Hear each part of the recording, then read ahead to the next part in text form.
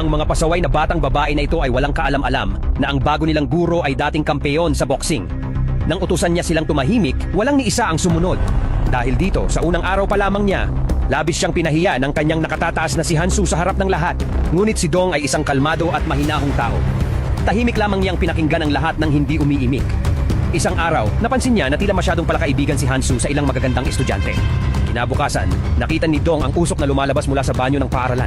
Nagmadali siya roon sa pag-aakalang may sunog. Ngunit ang kanyang nakita ay ikinagulat niya. Ang parehong mga pasaway na babae ang naroon. Habang paalis na sila, pumasok si Dong sa banyo at may napansin siyang kakaiba, isang nakatagong kamera. Nagulat siya dahil banyo iyon ng dormitoryo ng mga babae. Kaya sino ang naglagay ng kamera? Matapos ang masusing investigasyon, natuklasan niyang si Hansu mismo ang may kagagawan nito. Nag-install ito ng kamera upang lihim na kuhanan ng video ang mga babae at i-blackmail ang mga ito. Nagawa ni Dong na palihim na ma-unlock ang laptop ni Hansu upang maghanap pa ng ebidensya.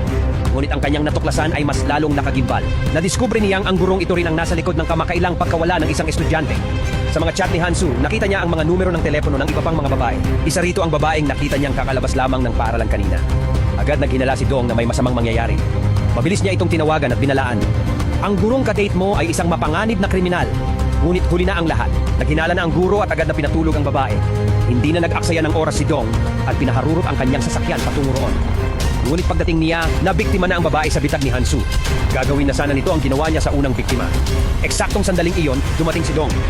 Nang mapansin siya ng guro, sinubukan nitong hilahin palayo ang babae. Ngunit hindi na nagatubili si Dong. Sinimulan niyang sirain ang pinto gamit ang kanyang malalakas na suntok. Hindi ito nagtagal at bumigay rin.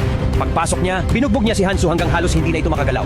Pagkatapos nito, nagtungo si Dong sa pulisya upang magsampa ng reklamo. Ngunit hindi niya alam na anak pala ni Hansu ang isang makapangyarihang politiko sa lungsod. Sa halip na tulungan siya, pinagalitan siya ng mga pulis at pinalaya sa istasyon. Kinabukasan, mas lumala pa ang sitwasyon. Pagdating ni Dong sa paaralan, nalaman niyang siya ay pinatalsik. Pag-aari rin pala ng parehong politiko ang paaralan. Wasak ang puso ni Dong habang lumalabas siya ng paaralan. Ngunit isa pang masakit na balita ang sumalubong sa kanya.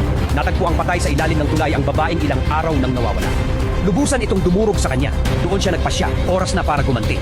Kinabukasan, habang pauwi ang politiko, sinadya ni Dong na banggain ang sasakyan nito. Nakaligtas ang matanda. Ngunit bumaba si Dong at naglakad papalapit dito. Nang pigilan siya ng gwardya, isang suntok lamang ang kanyang pinakawalan at agad itong nawalan ng malay. Nanginginig sa takot ang matandang politiko. Dahil sa galit para sa mga inosenteng babae, binasag ni Dong ang bintana ng sasakyan sa isang malakas na suntok. Ilang sandali pa, dumating ang mga pulis at inaresto si Hansu at ang kanyang ama. Ipinasara ang paaralan at ang lahat ng babaeng na biktima ng blackmail ay nabigyan ng tamang counseling. At mula noon, ang pangalan ni Dong ay pinuri at hinangaan ng marami.